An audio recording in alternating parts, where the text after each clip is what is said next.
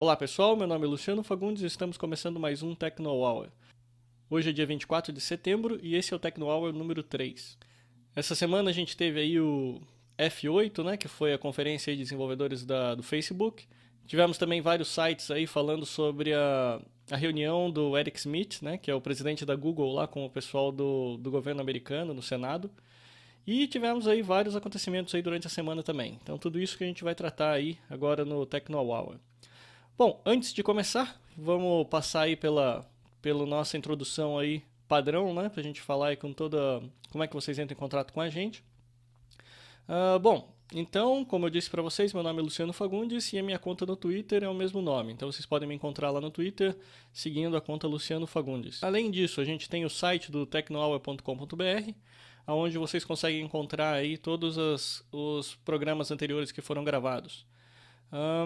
A gente acabou de fazer uma modificação de provedor de internet, então agora a gente estava com um problema de espaço e acabou de passar agora para um provedor novo, então essa semana a gente está fazendo aí meio que testes. Se vocês virem aí algum tipo de erro, sintam-se à vontade de falar para a gente, porque como a gente está transferindo todo o conteúdo do provedor antigo para o provedor novo, então a princípio parece que está tudo funcionando bem, mas se vocês encontrarem algum problema, sintam-se à vontade de entrar em contato com a gente pelo e-mail ou pelo site mesmo lá deixando um comentário. Bom, além disso a gente tem a nossa conta no Twitter, que vocês já devem conhecer. Eu já percebi durante a semana que tem várias pessoas aí que já estão começando a seguir a nossa conta do Techno Hour Links. E ela é realmente o conteúdo principal do nosso programa aqui. A ideia é justamente que tudo que eu vou encontrando durante a semana eu vou tweetando lá pelo Techno Hour Links e depois eu faço um subset aí dessas notícias aí da semana para a gente falar aí aqui durante o programa. Então, realmente recomendo, e também recomendo principalmente para quem quiser passar alguma notícia para a gente. Passando através desse link, com certeza ele vai entrar aí na definição de pauta. Além disso, para quem quiser entrar em contato com a gente via e-mail, a gente também tem o nosso e-mail, que é o tecnohour@tecnohour.com.br. Ok?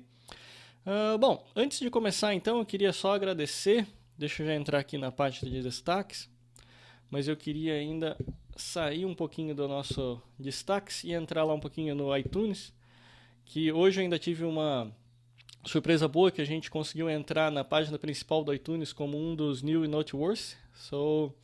Então realmente isso mostra que a qualidade aí do trabalho do Techno Hour está começando a aparecer. Então realmente agradeço a todos aí que estão seguindo a gente e fazendo download via podcast do iTunes. Então, eu queria agradecer, como eu pedi na semana passada, para o pessoal começar a deixar comentário. Eu vi que a gente já tem pelo menos um comentário do LF Ducati, então agradeço muito e torno a reforçar. Para quem assiste aí pelo iTunes e quem faz os downloads aí dos nossos capítulos via iTunes, eu realmente gostaria de pedir que vocês dessem uma passadinha lá e deixassem pelo menos um comentário, ou no mínimo deixar a avaliaçãozinha lá em termos de estrelas, porque isso é o que vai fazendo aí o podcast começar a subir aí nos rankings e com isso a gente consegue coletar aí mais usuários aí para poder participar do programa, ok? Então vocês podem ver que na parte de tecnologia a gente já está em destaque bom aqui, já na primeiro destaque aqui dentro do News and Noteworthy. E a gente também tem o episódio que a gente tem várias surpresas boas aqui essa semana, né? Então, o nosso episódio que a gente fez na semana passada sobre o Windows 8, ele está no topo da lista, ou seja, é o mais assistido do Brasil em termos de notícias de tecnologia. E o podcast em si, vamos ver onde é que a gente está em posição. A gente é o 15º aí mais assistido de tecnologia. Então, isso daqui eu agradeço a vocês e agora a ideia é justamente a gente conseguir trazer, quanto mais gente a gente trouxer para assistir o podcast, mais a gente tende a crescer aqui com isso então. Então, realmente agradeço a todos aí que já estão participando e se vocês puderem daí convidar os amigos e tudo mais, isso daí vai motivando a gente justamente para continuar trazendo mais conteúdo ainda para vocês, ok? Então agora, fugindo um pouco da nossa autopromoção, vamos voltar às notícias que é o que todo mundo está esperando aí.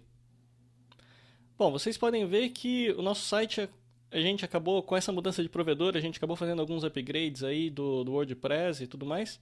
E com isso a gente começou a fazer algumas modificaçõezinhas aqui até no conteúdo, então, para vocês também darem uma olhada. Então vocês vão ver que agora vocês vão conseguir assistir o podcast diretamente do site também, ou seja, já incluí aqui um video player aqui para vocês.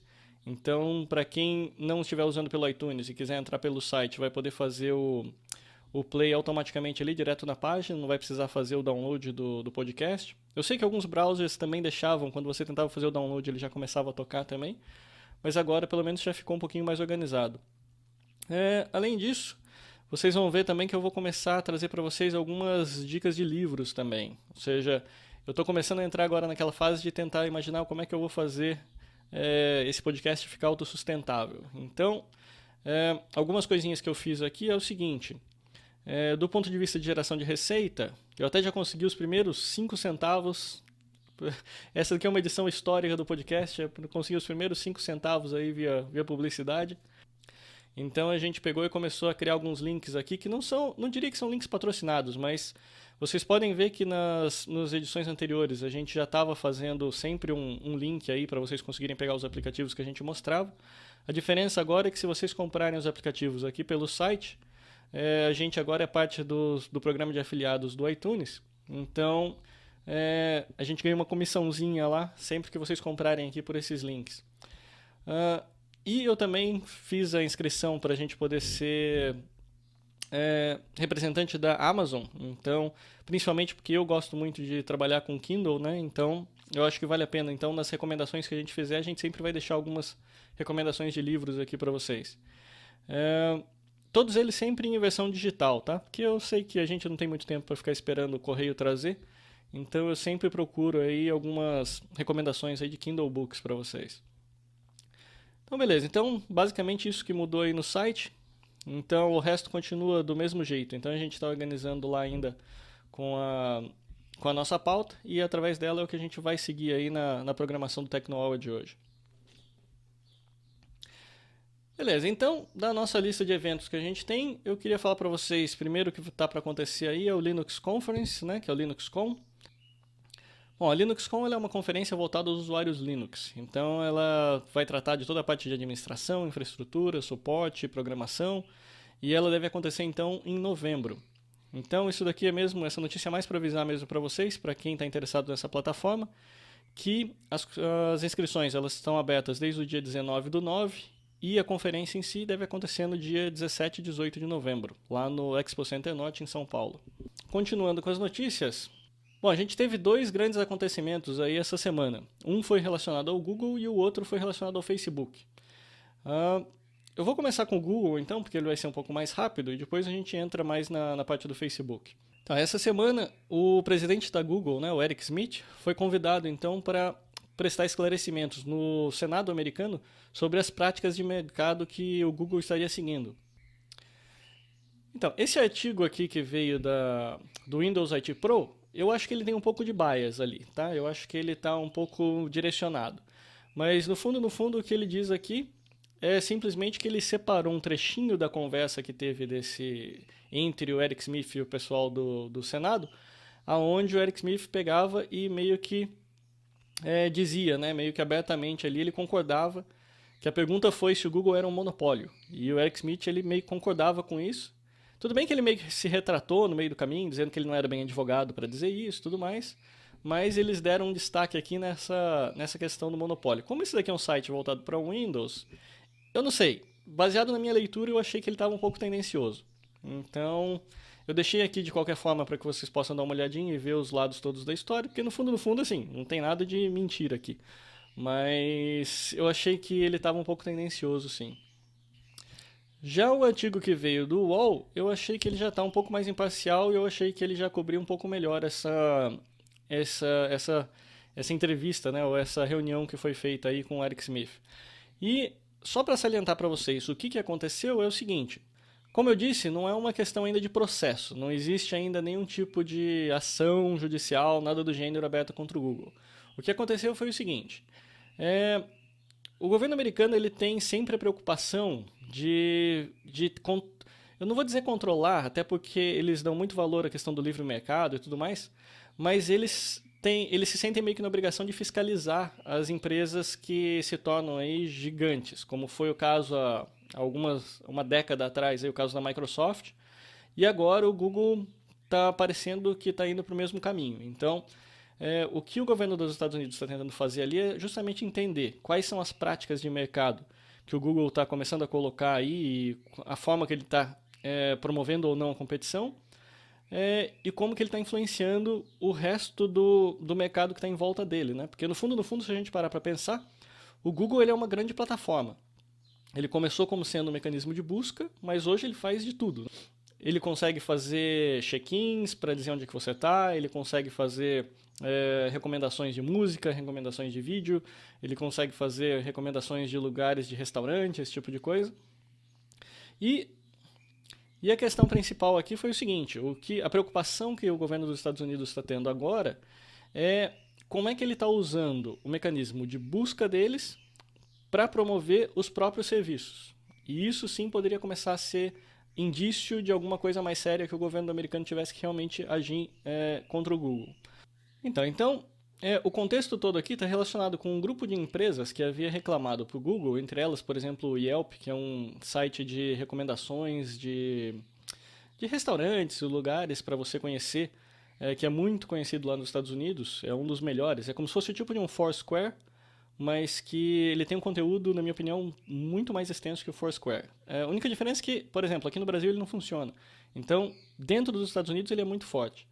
E ele, mais algumas empresas, eles fizeram algumas reclamações para o governo americano, justamente dizendo que as buscas do Google estavam sendo tendenciosas. Ou seja, vamos supor que alguém vai até lá no Google e procura eu gostaria de um restaurante na região de Nova York. Dos resultados que apareceriam ali na busca, o governo dos Estados Unidos acha que, pelo menos nos testes que eles fizeram, que são na realidade testes aí meio de leigos, né?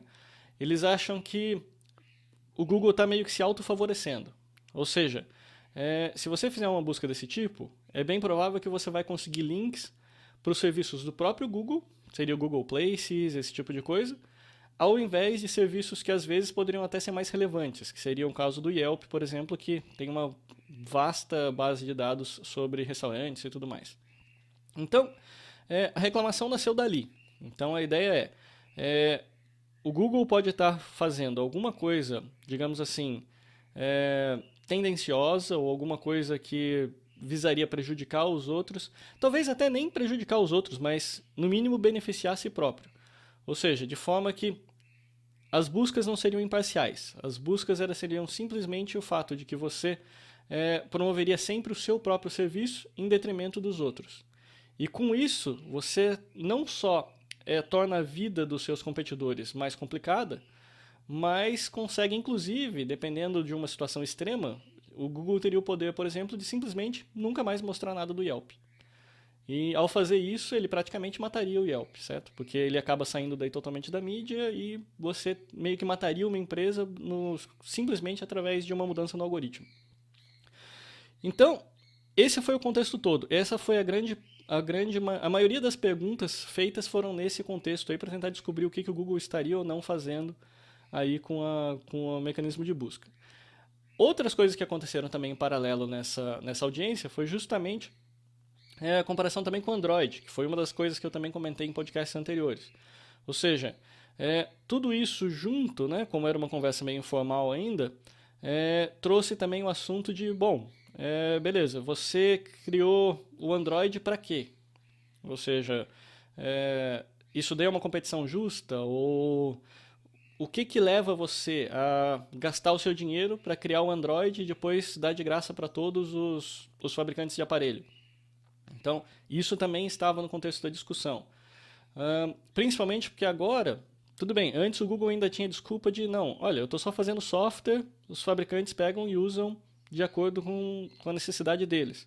Mas agora com essa questão aí de que ele está obtendo aí, está passando a fabricar celular, né, através da compra da Motorola Mobility, isso também serviu para levantar mais um pouquinho ainda a bandeira amarela lá para o pessoal do CEDAW nos Estados Unidos, uma vez que agora então o Google poderia fazer uma coisa do tipo, olha, beleza, então eu tenho um Android, eu forneço esse meu Android aqui primeiro para mim mesmo, ou seja, primeiro para a Motorola que vai fazer aí os meus celulares, e depois eu pego e dou isso daqui para os meus competidores, ou seja, virou um mercado meio estranho agora essa plataforma toda Android.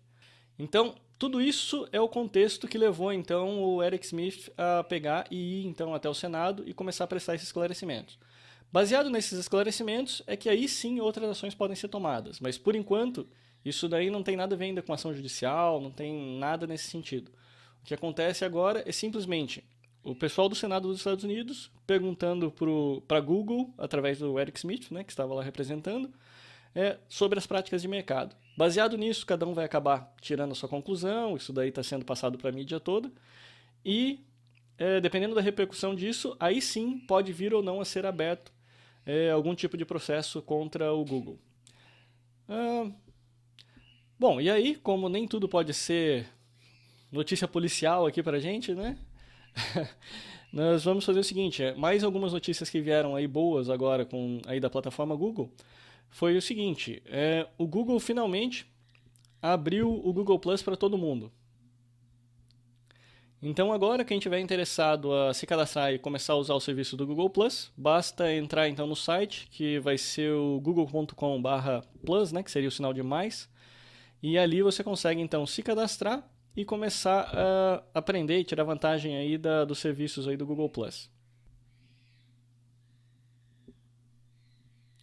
Bom, outra notícia importante, principalmente para a gente que é da área de programação, é a notícia que veio aqui do IDGenal. Bom, então isso já é uma coisa que estava sendo solicitada pelos developers já há um bom tempo, e agora, pelo visto, com a abertura do Google Plus para pessoas em geral, né, o Google também resolveu começar aí abrindo de forma gradual a sua API. Então a gente já consegue daí começar a programar e desenvolver software aí para a plataforma do Google Plus. Inicialmente foi liberado praticamente só a parte de acesso de read-only, né? Ou seja, só apenas de leitura do conteúdo. Então o que é que a pessoa tem? Ela poderia autorizar você e você conseguiria começar a ter acesso à lista de amigos, lista de fotos, esse tipo de coisa. Mas essa semana também ficou liberado aí, junto com a abertura para todo mundo, começou a liberar também, por exemplo, a API do Google Hangout, que seria aquele acesso de chat por vídeo. Então, ou seja, você pode ver que à medida que está passando o tempo, o Google já está liberando também diversas APIs aí para a gente poder programar. Ok, então, e a última notícia que vem aí interessante também do Google essa semana foi justamente o fato do YouTube liberar então uma ferramenta para edição de vídeos na nuvem. Então, eu resolvi tocar aqui para vocês esse videozinho, que é justamente digamos assim, o teaser, né? Que seria aí para mostrar para o pessoal aí o que ele pode fazer com essa nova ferramenta. E você pode ver que ele é bem simplesinho, mas ele já ajuda para deixar pelo menos os seus vídeos melhores. Então você pode fazer rotação, pode fazer edição de cores e tudo mais, e aplicar efeitos, que é o que vocês estão vendo aí agora. Então, tudo isso daqui é simplesmente um vídeo que você faz o upload para o YouTube, e já está automaticamente disponível essa ferramenta para você usar e fazer a edição de aprimoramento. E agora, o outro grande destaque da semana, que foi aí a conferência do F8, né, que aconteceu aí durante a semana, que é a conferência de desenvolvedores do Facebook. A conferência apareceu com bastante coisa interessante, e eu deixei aqui o primeiro link já para vocês. É justamente um link da Mashable. Nesse link foi justamente foi meio que como é que eu vou dizer? É muito comum nesses eventos aqui, esses grandes sites de notícia, eles pegam e vão fazendo um acompanhamento via blog, meio que em tempo real, né? Então o que eu achei legal foi o seguinte, eles deixaram disponível tanto os blogs, né, e a conversa, digamos assim, né, a discussão que foi feita durante o vídeo, mas ele também tem aqui o link para o live stream aqui da programação que foi feita ao vivo. Então, se você não teve a oportunidade de escutar aí o que o Mark Zuckerberg falou nessa reunião, vale a pena você dar uma olhada aqui nesse site, e daqui você consegue assistir o programa inteirinho. Bom, do que eu achei interessante aqui é o seguinte, o Facebook está fazendo uma distinção muito clara entre o papel dele e o papel das aplicações de terceiros. Eles mostraram várias aplicações ali muito interessantes ali de terceiros, né, que seriam grandes empresas aí, que já desenvolveram recursos para ser integrados ao Facebook. Então, tudo isso daí é feito através do Facebook Connect, né, que já está disponível há algum tempo. Na realidade, eu já usei essa ferramenta para desenvolver algumas aplicações de iPhone. E realmente eu tenho que dizer, uma coisa que eu tenho que dar o braço a torcer é que a integração mais simples de rede social que eu já fiz até agora foi justamente através do Facebook Connect. Ele é muito fácil de usar, basicamente em todas as plataformas você já tem, seja HTML, seja iOS, Android, o que quer que seja, você já tem lá um conjuntinho de APIs que já gerenciam tudo para você. Toda a parte de autenticação, para fazer o login, obter os dados, e você acaba usando meio como se fosse só uma base de dados mesmo, só fazendo queries ali, né, fazendo perguntinhas ali e recebendo as respostas. Então, realmente, essa API, para quem nunca viu, eu recomendo que dê uma olhadinha, procure por Facebook Connect, porque ela realmente é muito simples de usar. Mas isso não é o foco, né? Na realidade, esse já foi o foco aí do F8 passado, onde ele estava apresentando essa plataforma, mas hoje o que eles centralizaram foi o seguinte, eles deixaram muito claro que o papel do Facebook e o papel das aplicações de terceiro. O papel do Facebook é ser a plataforma, e eles, pelo upgrade que eles fizeram daí no profile, né, que é o link lá, que praticamente metade da apresentação foi só o Mike Zuckerberg falando de como é que eles planejaram aí fazer essa apresentação do seu novo profile. Mostra muito bem que o papel deles quer ser o de justamente permitir que você organize a sua vida inteira ali dentro do Facebook. Com isso, ele vai ter um conjunto de fontes de informação, né? Ou seja, ele quer pegar tudo o que acontece com você e organizar dentro de um único lugar. Para que você não tenha que fazer aquilo de forma manual, ou seja, para que você não tenha que entrar lá no seu profile e começar a ficar atualizando lá com tudo que você fez, tudo que você não fez, ele deixou muito claro que é o seguinte, bom, aqui tem toda a sua vida, ou seja, se alguém quiser te conhecer, basta entrar no seu profile do Facebook, mas eu preciso de fontes de informação para fazer isso. E essas fontes de informação vão ser justamente as aplicações. Ou seja, com agora essa abertura que eles fizeram daí há um tempo atrás do Facebook Connect, agora tem todas as empresas que estão usando o Facebook Connect. E aí eles estão levando isso daí para um outro nível, né? Porque agora a gente está falando de empresas de peso, ou seja, os anúncios que aconteceram ali foram, você tem a Hulu, que já está integrado ao Facebook, você vai ter o Netflix integrado ao Facebook, o Spotify, ou seja, a gente está falando de vídeo sob demanda, TV sob demanda, falando sobre músicas, tudo isso integrado dentro do Facebook. E a ideia, então, o papel do Facebook é justamente fazer com que seja fácil dos usuários usarem esses aplicativos e, ao mesmo tempo, independente do número de aplicativos que você usa, ele quer ter certeza que aquilo ali não vai comprometer a sua experiência dentro do site. Ou seja, o papel todo do Facebook está sendo como é que ele organiza a sua página lá do Facebook para conter o máximo de informação possível, ao mesmo tempo sem deixar uma bagunça tremenda. Então você vai continuar usando tudo mais. E aí o que vai acontecer?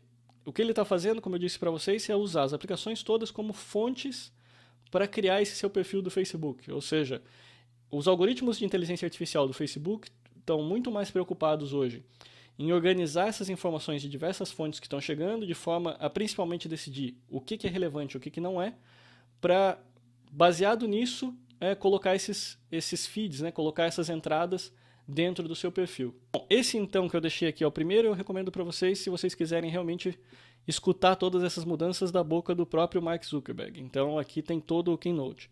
Eu separei alguns outros que são na realidade mais condensados, né, justamente para vocês poderem dar uma olhada no que aconteceu. Além disso, se vocês derem uma olhada no TechCrunch, vocês vão ver também uma noticinha bem rápida, que é dizendo justamente que o Netflix, por exemplo, ele vai estar disponível para todos os usuários do Facebook, em quase todos os países, e o único país que ele não vai estar disponível é os Estados Unidos. Justamente por causa desses problemas todos de legislação, que na realidade não permite que um sistema compartilhe as informações sobre o que uma pessoa vê na TV para os seus amigos ou quem quer que seja. Ou seja, é aquela velha paranoia americana do Big Brother, né? Ou seja, as pessoas têm liberdade de fazer o que quiserem e não precisam dar satisfação disso para ninguém. Então, por causa dessa legislação aí de privacidade, o Netflix não pode permitir o compartilhamento do que a pessoa está assistindo. Mas a ideia toda aqui é tornar toda essa experiência mais amigável para todos os usuários. Ou seja, a ideia é que se eu estiver assistindo um seriado, automaticamente todos os meus amigos do Facebook vão ver que eles estão assistindo também aquele seriado e talvez eles possam se interessar em até assistir junto comigo. Ou seja, duas pessoas podem ao mesmo tempo estar assistindo a mesma coisa e podem daí usar o Facebook, por exemplo, para comentar e conversar sobre o que está acontecendo e tudo mais. Então, é uma forma de tornar a sua sala de estar um pouco mais, digamos assim, ampliar os limites lógicos aí da sua sala de estar para incluir também a sala de estar de todos os seus amigos. Já a integração de músicas ficou bem legal quando eles mostraram também no Keynote justamente a possibilidade de você escutar a mesma música na mesma hora que seus amigos estão escutando também. Então, digamos assim, é o mesmo conceito que você poderia estar comentando sobre um filme ou uma série de TV, você também vai poder conversar com seus amigos sobre aquela música que ele está escutando na hora. E todo mundo escutando ao mesmo tempo via, por exemplo, Spotify. Na sequência, a última notícia que eu tinha deixado sobre isso daqui foi justamente também um comunicado oficial da Netflix Brasil, porque como no Keynote eles disseram que já estaria disponível no mundo inteiro, a Netflix Brasil ela faz aqui um follow-up sobre essa notícia, dizendo que aqui no Brasil vai estar disponível até o final de setembro. Ou seja, como setembro está quase no final aí, eu acredito que até o final dessa semana eles devem liberar essa integração, aí a gente vai poder falar mais sobre isso no próximo podcast.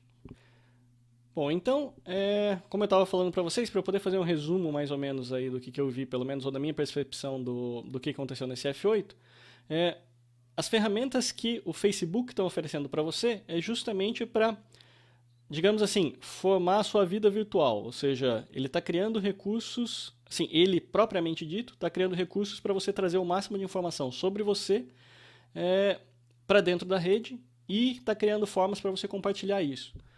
O exemplo que eu tenho aqui é justamente o profile novo. Aqui já mostra como é que vai funcionar para vocês.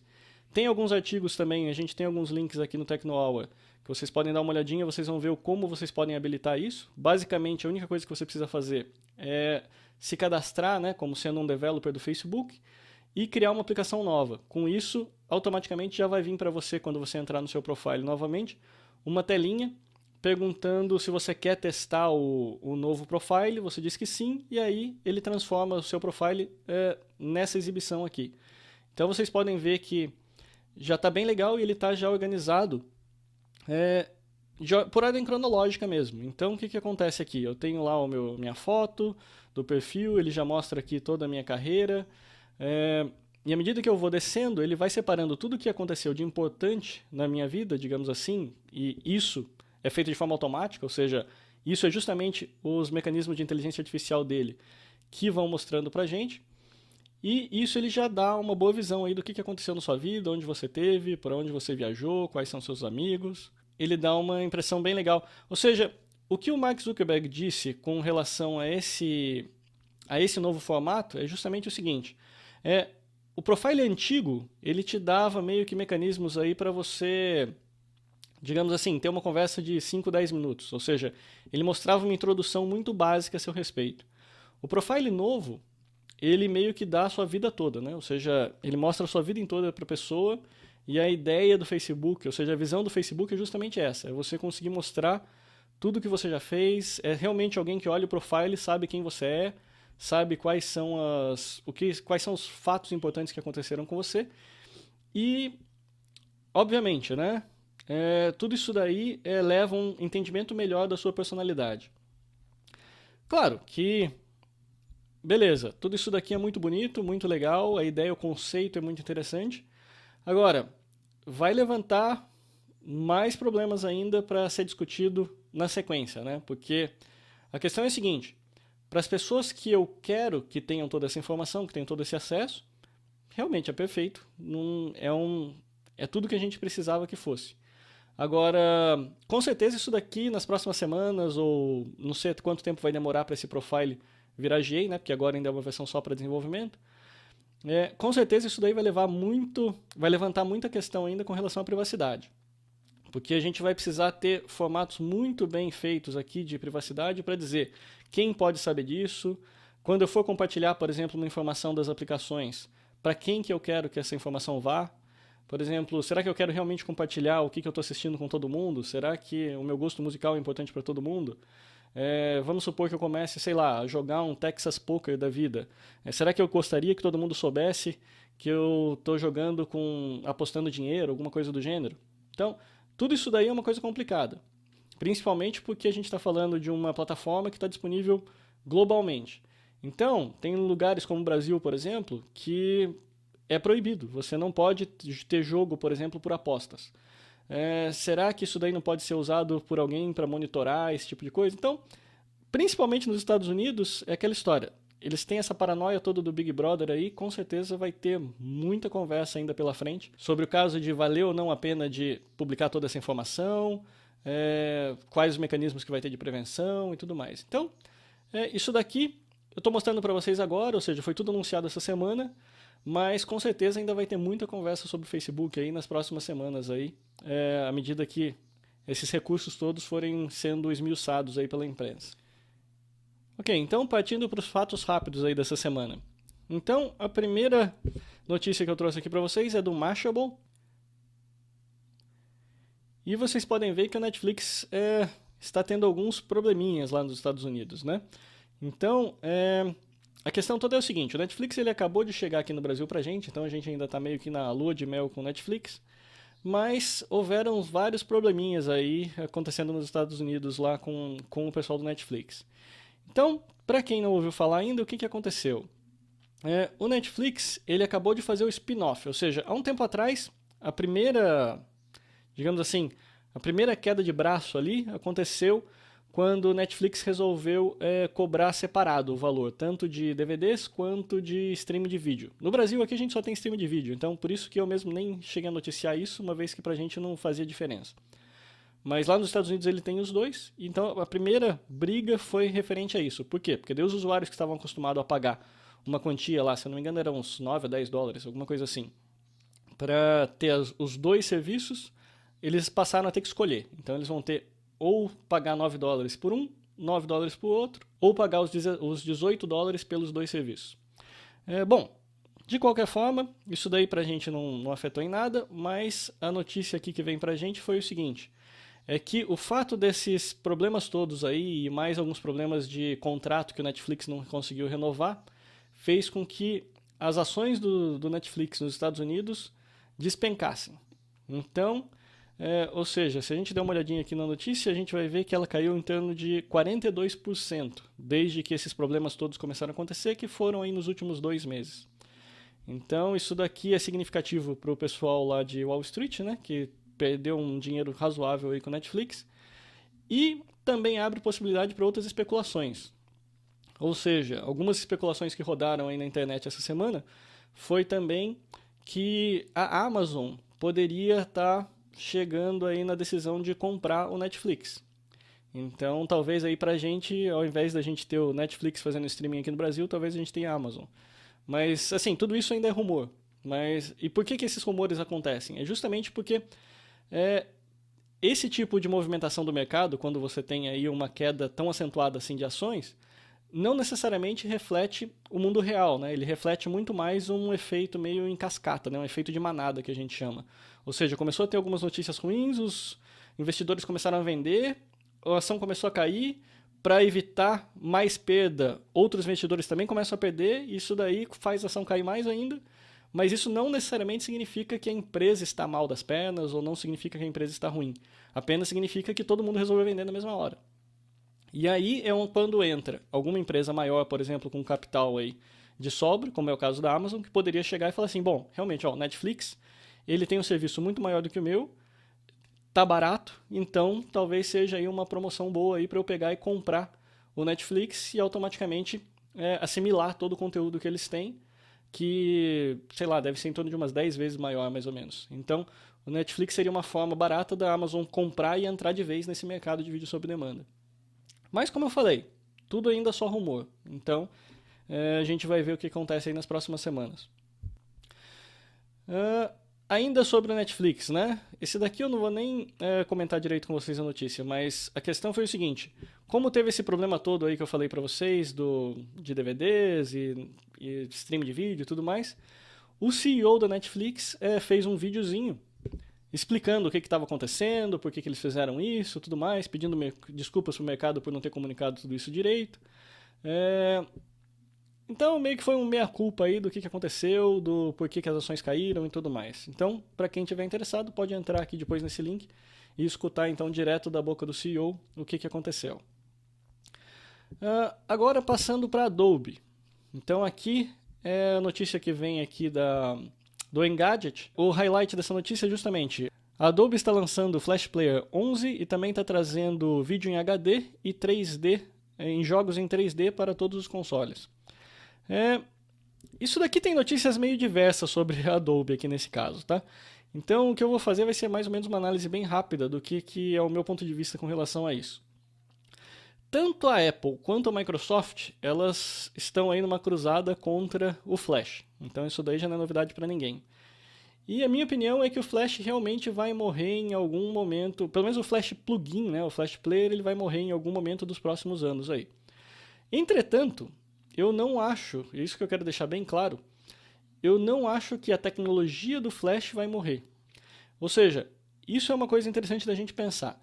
O plugin do Flash, eu acho que esse está com os dias contados. Ou seja, você entrar no Firefox, ou entrar no Chrome, ou entrar no Safari, e acessar um site em Flash, com aquelas animaçõezinhas em Flash e tudo mais, isso daí eu acho que vai acabar, e vai acabar dentro dos próximos anos.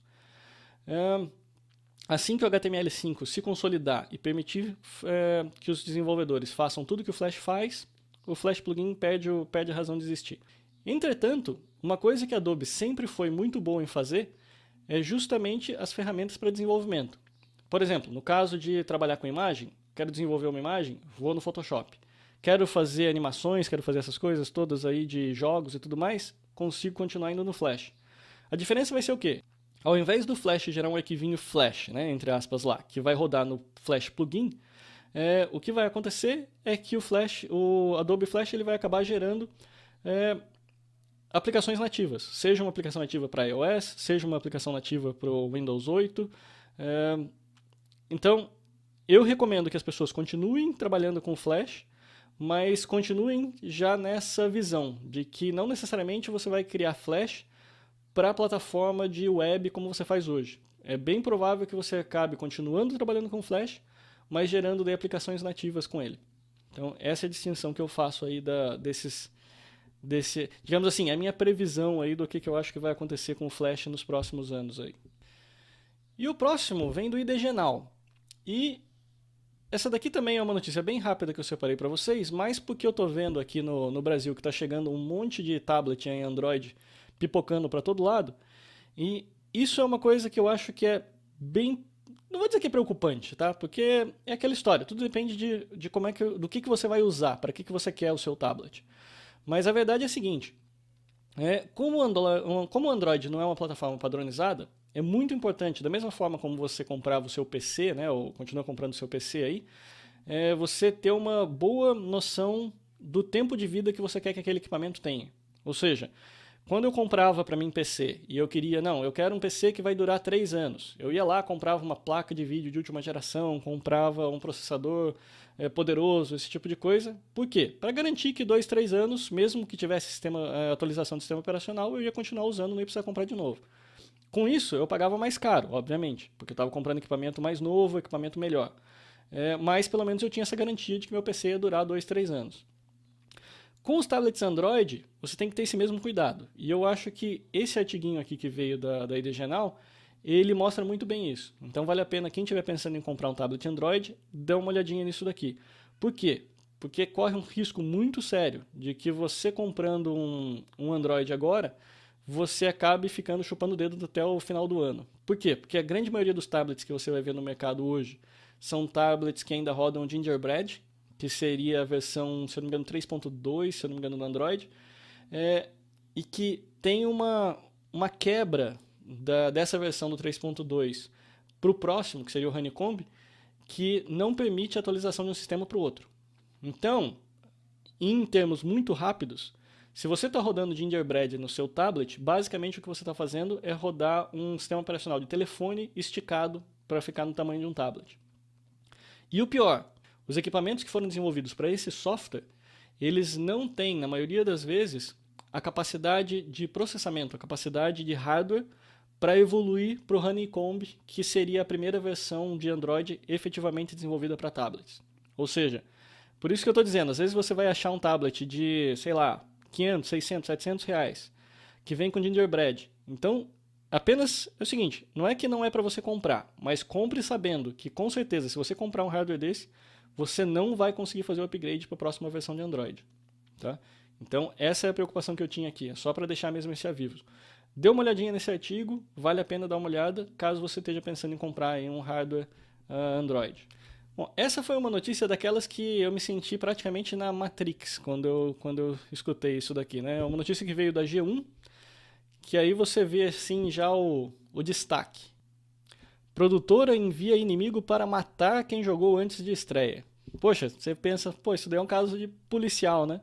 Mas eu achei que ao mesmo tempo foi uma coisa muito bem pensada, eu achei muito legal. Ou seja, o que acontece? Tem esse game, que é o Dark Souls, que não foi lançado ainda, ou na realidade, quando vocês verem o podcast, já foi lançado, né? Porque está previsto aí para o dia 22 de setembro. Mas a questão foi o seguinte, houveram cópias piratas aí, né? Que saíram antes do lançamento oficial, e é aquela história, ele é um jogo multiplayer, né? Ou seja, ele precisa dos servidores para funcionar. Então, e tinha gente jogando já. Ou seja, mesmo antes do lançamento, tinha um monte de gente jogando. E aí, eu achei muito legal que foi o seguinte, ao invés dela agir da forma natural, né, que a grande maioria das empresas age, que seria simplesmente, não, eu vou cortar o seu login de usuário, vou fazer alguma coisa, sei lá, administrativa aqui contra você, porque você, de alguma forma, pirateou meu jogo, alguma coisa do gênero. Eles fizeram uma coisa que eu achei muito interessante e deve ter rodado o mundo inteiro. Então foi a notícia, acabou gerando muita publicidade gratuita para eles, como é o caso aqui do podcast também. O que eles fizeram? Bom, é um jogo online, então todo mundo está jogando junto, certo? Ou seja, ele tá tipo um World of Warcraft da vida, então todo mundo está lá. O que eles fizeram? Eles fizeram o seguinte, não vou tomar ações administrativas contra esse pessoal todo. Eu vou simplesmente pegar um dos chefões, né? Ou seja, um dos grandes inimigos do jogo, que as pessoas iriam encontrar esse cara provavelmente só lá no nível 100 e lá cacetada, ou seja, depois que você já tivesse dezenas de horas de jogo.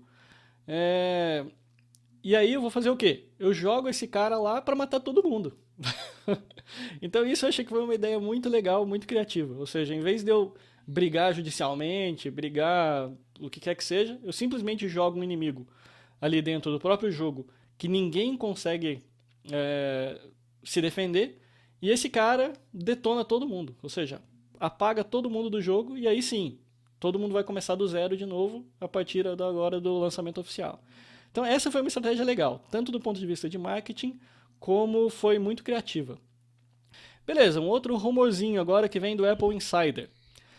Todo mundo está fazendo aí um certo buzz aí na rede, justamente com a expectativa da chegada aí do iPhone 5, e talvez de um possível 4S, né? A gente não sabe exatamente o que vai chegar. Mas então, o que está rodando aí pela mídia agora, essa semana, foi justamente dizendo que a Apple pode estar aí, sempre pode estar, né? Ou seja, sempre rumor, mas pode estar aí preparando para fazer um evento no dia 4 de outubro, aonde deve ser anunciado, então, o iPhone 5 e mais, digamos assim, a evolução aí da plataforma que eles têm hoje. Não dá nem para especular muito sobre o que é que vem daqui para frente, mas então é só a gente vai ficar aí durante a semana que vem aí, nas próximas 1 ou 2 semanas aí, escutando mais sobre esses rumores aqui para ver se eles se confirmam. Provavelmente, se isso daqui for verdade, já no meio da semana que vem, para o final da semana que vem, a gente já deve ter essa confirmação. Mas a expectativa que a gente tem aí é que logo aí dentro de no máximo um mês a gente já deve ter no mínimo o iOS 5 lançado, junto com o iCloud e toda a plataforma do iPhone 5 que deve chegar. Então a gente fala mais sobre isso à medida que a gente for recebendo mais notícia. E aqui tem uma outra notícia que eu deixei também aqui por último, que eu achei bem legal, que eu vou tentar inclusive fazer um follow-up disso daqui na semana que vem, que vem na realidade da super interessante, mas que ele é um exemplo prático aí de crowdsourcing, né? E de o que a gente chama de citizen science também. Então, eu acho esse um tema bastante interessante. Eu estava trabalhando nesse tema aqui quando eu estava fazendo doutorado, que por acaso eu acabei largando um pouco no meio do caminho, quem sabe eu volte mais para frente. Mas é um tema muito interessante porque ele tem a ver tanto com as redes sociais, mas, digamos assim, ele é uma forma de você usar as redes sociais de maneira útil. Ou seja, no caso especificamente dessa notícia, o que foi? Então, eles estavam tentando montar um modelo dessa enzima, né, um nível molecular ali de uma proteína que sai do vírus da AIDS. E aí o que acontece? eles tentaram por anos gerar um modelo estável que eles pudessem usar dessa proteína. E tentaram e não conseguiram de jeito nenhum. E a última coisa, né, o último passo que eles tentaram fazer foi o seguinte: olha, não adianta, a gente aceita que a gente não consegue fazer isso, vamos pedir ajuda. E a forma que eles acharam de pedir ajuda foi o quê? Eles criaram lá um joguinho que basicamente permite que os usuários peguem e criem várias combinações aí dessa proteína, né, criando essa proteína. E depois, uma vez criada essa combinação, manda um modo de testes lá e ele valida para ver se está realmente estável, se não está, se vai perder ou se não vai. E aí o que acontece? Em coisa de semanas, os usuários conseguiram achar uma solução. Então, isso daí o que aconteceu? 236 mil pessoas jogaram esse jogo, tentaram fazer as combinações, conseguiram fazer a combinação, ou seja, ali se vocês derem uma olhada aqui no final da notícia, diz que em menos de 10 dias eles conseguiram fazer a combinação certa desse vírus, e a partir dali, desse vírus não, dessa molécula, e a partir dali, então os cientistas têm um modelo fiel, que é estável e que representa bem essa molécula, e que eles conseguem usar aquilo então para quê? Para começar agora a fazer a parte, digamos assim, de produção da coisa, ou seja, eles podem usar aquilo para começar a testar novos remédios, podem tentar desenvolver novos formas de utilização ali da medicina que usam essa molécula para poder então combater o vírus da AIDS. Então, isso é um assunto que eu acho realmente muito interessante. Como sempre, eu não posso prometer que eu vou conseguir alguém para falar sobre isso aqui, mas eu vou tentar. Então, esse é um dos assuntos aí que eu quero tentar achar alguém para conversar aí nos próximos Techno Hour sobre, digamos assim, Citizen Science e também crowdsourcing. Ok, então agora a gente terminou a parte de notícias. Então eu vou começar para vocês aí a parte de demonstração de hoje. De demonstração de hoje eu resolvi colocar aqui para vocês 4 aplicações. Todas elas são relacionadas a vocês conseguirem fazer o acesso remoto de um PC ou de um Mac via o seu iPad. Então isso daqui é principalmente interessante para o pessoal que trabalha com gerenciamento de redes, esse tipo de coisa, porque daí você está sempre precisando fazer suporte remoto, né, ou acessar um servidor, alguma coisa assim, e essas daqui são aplicações que permitem vocês a fazerem isso. Então elas têm seus prós e contras, mas aí a gente vai dar uma olhadinha principalmente na carinha delas e o principal, e quando é que eu recomendo uma, quando eu recomendo a outra. Bom, eu vou começar então com o Mocha VNC Lite. Você tem uma versão Lite e tem uma versão também paga, então eu deixei o link aqui para vocês da versão Lite justamente porque ela já resolve o problema e ela não é, digamos assim, ele não é tão completo quanto eu gostaria que fosse. Então deixa eu mostrar para vocês como é que ele funciona.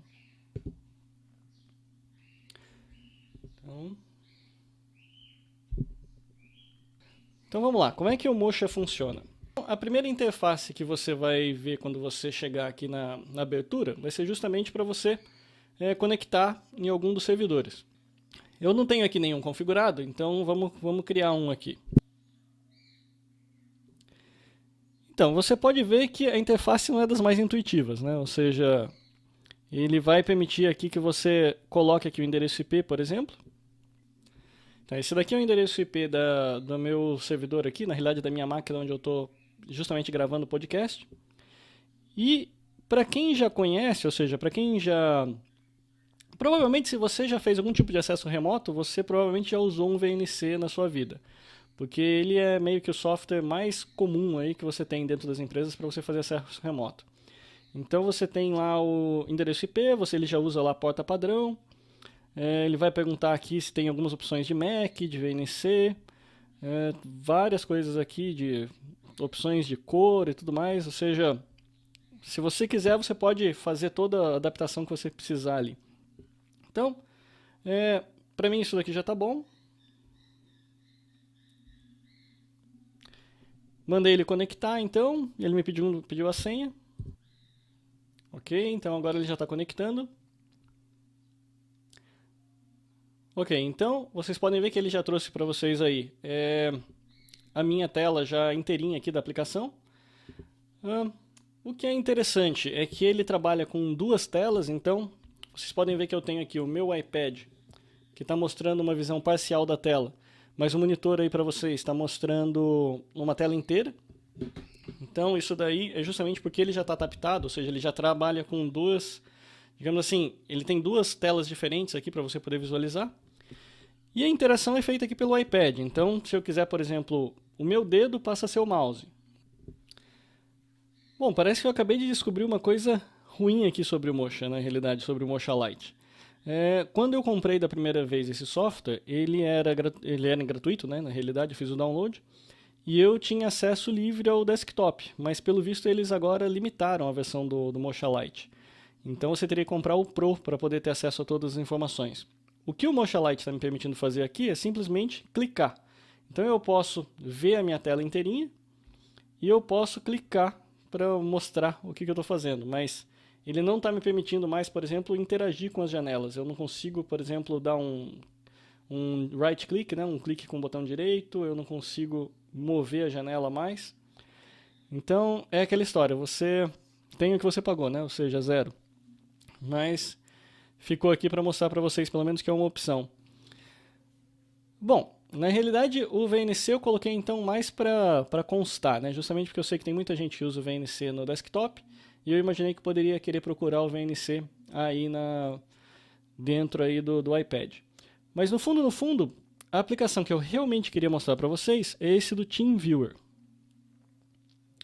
O TeamViewer é uma aplicação que já está também disponível no iPad e no iPhone há um bom tempo. Ela é uma aplicação que, se você for uma empresa, ela é bem cara, se eu não me engano, ela está na faixa de uns $200 mais ou menos, alguma coisa assim. Mas a parte boa é a seguinte, que o TeamViewer, para você usar de forma pessoal, ele é gratuito. Então você pode até lá baixar a aplicação. Ele sempre vai ficar com umas mensagenzinhas meio chatas, do tipo, se você gostou e quer usar de forma profissional, compre a versão TeamViewer HD Pro, blá, blá. Então toda hora você vai receber essas mensagenzinhas. Mas, fora isso, é uma aplicação muito boa. E também uma grande diferença que tem é o seguinte, o VNC Lite que a gente viu, ele só funciona na rede local. Ou seja, você não tem como configurá-lo para você acessar via internet. Se você estiver na sua casa e quiser acessar o micro da empresa, você não consegue. Já essas outras opções que eu vou mostrar para vocês, elas permitem que você façam isso.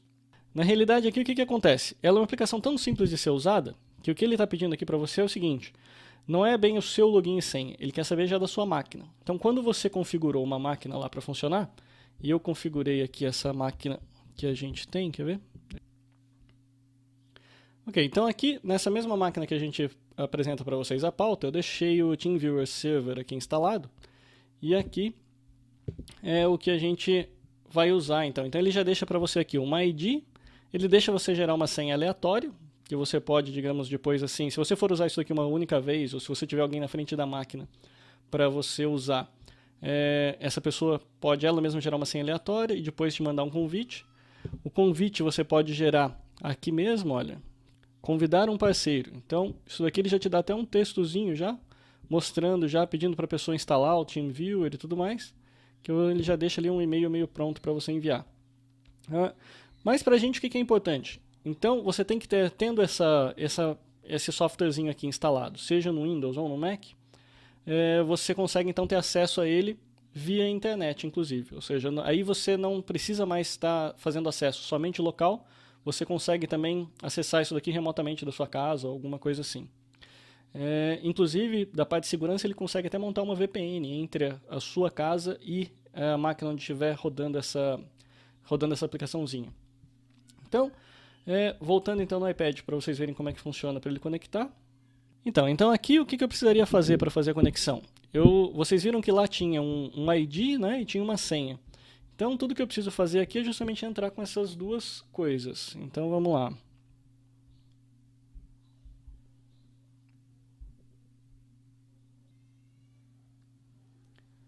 Uma vez que eu coloque aqui então o ID da máquina e a senha, basta clicar no conexão ao parceiro.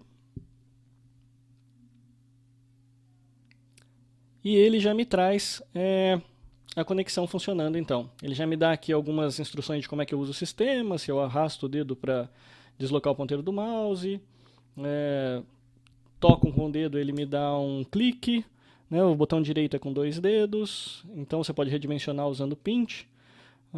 A rolagem é feita com 2 dedos e zoom você pode fazer também zoom com o gesto de esticar, né? Seria o pinch. Então, ok. Então aqui vocês podem ver que eu já tenho a minha tela lá que eu estava fazendo a apresentação, já está aqui para a gente poder manipular. E do lado da tela de apresentação, você vai ter uma informaçãozinha mostrando que ele está sendo utilizado, ou seja, aquela tela do TeamViewer mesmo sumiu, mas abriu esse pop-upzinho aqui na parte inferior direita, mostrando para a gente que tem alguém usando o sistema. Inclusive eu posso até, se eu quiser, cancelar, fechar essa conexão. Então, voltando aqui para o iPad. Então, aqui a interação é bem legalzinha. Então eu posso fazer o zoom para poder aumentar e diminuir a tela, para eu poder acompanhar. Eu posso dar o clique, né? Se eu clicar aqui nas tabs, eu troco as tabzinhas. Mas esse é uma coisa interessante. O que eu gosto nesse sistema aqui, que é diferente dos demais que eu vou mostrar para vocês, é o seguinte. Vocês podem ver que tem um mouse na tela. E o movimento do meu dedo aqui está, na realidade, controlando aquele mouse. Então, isso é uma coisa que algumas pessoas gostam e outras detestam. Eu acho que fica mais fácil de utilizar. Por quê? Porque na grande maioria dos outros aplicativos, e aí vocês vão ver quando eu for mostrar os outros para vocês, ele tenta fazer com que o seu dedo vire o mouse. Então, você não seria meio como se você controlasse o mouse, mas o mouse estaria exatamente embaixo do seu dedo. E como a interface do Windows, do Mac, a interface do desktop em si, ele não é uma interface para toque, né? Ele precisa de mais precisão, eu acho que fica um pouquinho mais difícil você conseguir controlar o mouse dessa forma. Então, no formato que o TeamViewer faz, eu gosto bastante. Por quê? Porque daí você está vendo o mouse, você clica em qualquer lugar da tela que você quiser, e aí você controla o mouse que você está usando aí na tela. Então, se eu quiser, por exemplo, clicar num link, fica muito mais fácil e muito mais preciso para eu fazer isso. Então, eu coloco o mouse lá em cima, clico, e ele me traz daí a janela que eu estou pedindo para ele. Vou fechar essa janela, fica muito mais fácil eu controlar o mouse, nesse caso aqui, do que eu ficar tentando acertar o xizinho lá da tab. Então, essa daqui é uma opção. E aí você tem as opções para usar o teclado, então tudo que você escrever aqui vai diretamente lá para o computador. Eu posso fazer o right click então aqui com o botãozinho aqui de baixo, ou apertando, dando um toque na tela com dois dedos. Ele também funciona. Posso voltar então à tela do tamanho original que estava e tudo mais, então eu posso controlar direitinho. Então é assim, e como ele tem essa aplicação então para ser instalada tanto no Mac quanto no Windows, essa é uma aplicação que é extremamente poderosa. Eu recomendo, para quem não está querendo usar para uso comercial, né? Ou seja, para quem está querendo usar somente para uso pessoal e precisa fazer algum tipo de acesso remoto de tempos em tempos, eu diria que essa é uma aplicação aí apropriada para você. Assim, principalmente porque ela é de graça e já oferece praticamente tudo que você precisa para acessar as aplicações que você quer usar no seu PC. Ok, então para eu poder mostrar para vocês a próxima aplicação, eu vou trazer o iPad aqui de volta na tela. Então, e aí vocês podem ver que a interface dele já é uma, digamos assim, mais iPad-like, né, que eu diria, que seria, ao invés dele já ir diretamente para os negócios, né, e já permitir que você crie conexão e tudo mais, aqui o approach é um pouco diferente, né, aqui ele te dá o quê? Ele já te dá meio que uma areazinha de trabalho. Então, daqui seria o menu que você pode escolher o que você quer fazer com ele. Então, se você entrar aqui no menu, aqui na parte superior esquerda, você tem lá sobre o Remote HD, você pode ver o seu dock, que seriam as aplicações do Mac que você está rodando. Você pode também escolher várias aplicações para você poder lançar, né? Então ele te facilita um pouquinho a vida nisso. Ou seja, ele vê todas as aplicações que você tem instalada no seu micro e deixa você lançar por aqui. Que é justamente para facilitar o trabalho de você ter que entrar no diretório, escolher uma aplicação, esse tipo de coisa. Então ele tenta te organizar a vida um pouco mais desse jeito. Se você quiser fazer uma busca dentro do seu HD e tudo mais, você pode fazer tudo por aqui. Agora, se eu quiser fazer a manipulação mesmo da minha tela, né? Então aqui eu vou ter duas formas de fazer. Eu posso clicar daí aqui no canto superior direito, onde ele vai trazer essa telinha de desktop aqui para full screen. Então, uma vez que a tela está aqui em full screen, aí agora eu posso começar a pegar e fazer a manipulação que eu quiser. Então, e é o que eu falei, nesse caso aqui ele transforma o seu dedo como sendo o seu mouse. Então vocês podem ver que eu estou mudando a tela de lugar através do meu dedo, através da utilização do meu dedo. Então ele demora um pouquinho para responder, mas você pode ver que está funcionando. Que assim, é uma ideia legal você usar o seu dedo como um mouse, mas no dia a dia eu continuo dizendo que eu acho que é um pouquinho complicado. Eu acho que você não tem precisão suficiente para usar janelinhas pequenas manipulando com o dedo. Então, justamente porque assim, a tela já não é feita para isso. E aí você joga para uma telinha de iPad que é menor do que o seu monitor, fica bem complicado você conseguir fazer essa manipulação. Eu costumo usar o Remote HD justamente porque eu comprei ele há um bom tempo atrás e ele era um dos mais baratos na época e que já resolvia para mim o meu problema. Mas, digamos assim, eu acho que hoje, como existe o TeamViewer, eu recomendaria o TeamViewer para quem que é uma opção barata simplesmente, desde que não seja para uso profissional, claro. E aí você tem aqui uma telinha aqui na parte de baixo que dá para você os controles, né? Então você pode fazer o controle para começar a tocar uma música, alguma coisa assim. Você pode fazer o controle tudo por aqui. Se você quiser, digamos assim, usar o seu iTunes ou usar alguma outra coisa. Inclusive trazer o som, né? Ou seja, ele consegue trazer o som também do que você está fazendo no seu micro. Ele traz também para o seu aparelho no iPad. Basta clicar aqui nos alto-falantes. Bom, então, se você não quiser usar ele simplesmente como se fosse um VNC, né? Ou seja, simplesmente conectando como um terminal remoto, você pode também usá-lo como se fosse um trackpad, por exemplo. Então, a opção que você tem aqui no canto inferior esquerdo, se você clicar aqui, ele se transforma num trackpad. Então, ele envia comandos daí pela rede, você consegue controlar seu mouse, você está vendo aí o caminho que eu estou seguindo, né? Para fazer o controle. Por exemplo, eu vou mostrar para vocês o que está acontecendo quando eu movo lá e, ao mesmo tempo, estou fazendo o controle, por exemplo, no meu micro de destaques. Então eu deixo o mouse ali. Se eu fizer a movimentação, vocês podem ver que eu estou movimentando o mouse. E agora a movimentação do mouse que eu estou fazendo é o quê? É basicamente o controle que eu estou fazendo aqui pelo trackpad. Então essa é uma aplicaçãozinha aqui bem interessante. Ela é relativamente simples, eu acho que justamente ela vem evoluindo aí com o passar do tempo, porque ela já é bem antiga, mas ela acaba sendo uma opção também, ou seja, ela, na realidade eu coloquei ela aqui justamente por quê? Porque embora o TeamViewer ele seja uma opção bem interessante para quem está fazendo uso pessoal, ele não pode ser usado comercialmente, então você teria que pagar a versão cheia, né? Que é bem cara. Já o Remote HD, ele te dá todas essas funcionalidadezinhas aí bem legais, e ele pode ser usado inclusive profissionalmente. Então, se você for fazer alguma coisa de forma profissional, é uma opção aí para colocar na mesa. Ele também funciona então para Mac e para Windows, e ele pode ser usado para acesso tanto local quanto remoto. Ao desconectar aqui dele, vocês podem ver que eu tenho aqui uma lista de servidores aqui onde eu já me conectei em algum momento e que ele me permite voltar a conectar. Então, a outra coisa que é interessante é o seguinte: da mesma forma que, por exemplo, o VNC, você precisaria ter o VNC Server, o TeamViewer, você precisa ter aquele TeamViewer Server instalado. Nesse caso aqui do Remote HD, a mesma coisa, você precisa ter um Remote HD Server instalado também na máquina.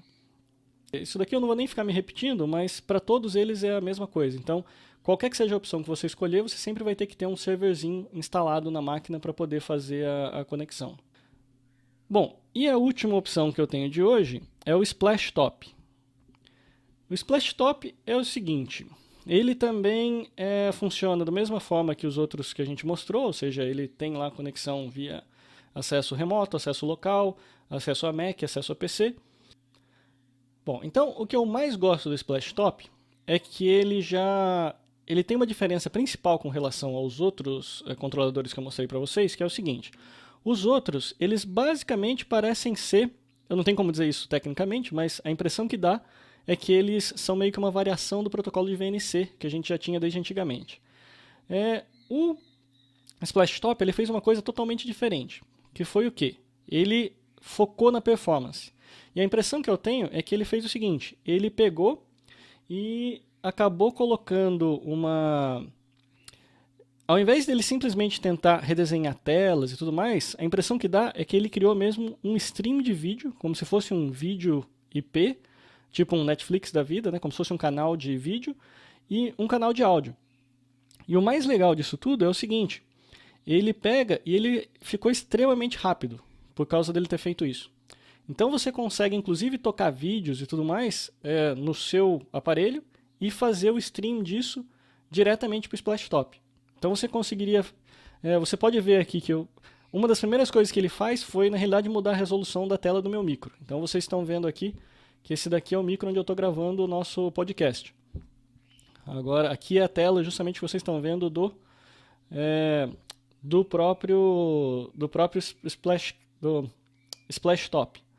Okay, então eu consigo manipular a tela através do uso do meu dedo mesmo, como se fosse o mouse, ou seja, parecido com os outros. E eu consigo escutar tudo que acontece na minha tela. Então, assim, eu não vou ter muito como mostrar isso aqui para vocês aqui, mas o legal é justamente isso, porque quando ele instala o servidorzinho dele, ele consegue capturar todo o áudio que está acontecendo ali no vídeo, então, e passar isso daí via rede para mim também. Então, é bem o conceito como se fosse um canal mesmo de vídeo sob demanda. Então, esse daqui eu recomendo para quem? Para quem tem conexão, às vezes, de alta velocidade e quer, por exemplo, eu estou na praia, quero assistir um vídeo em flash lá da minha casa.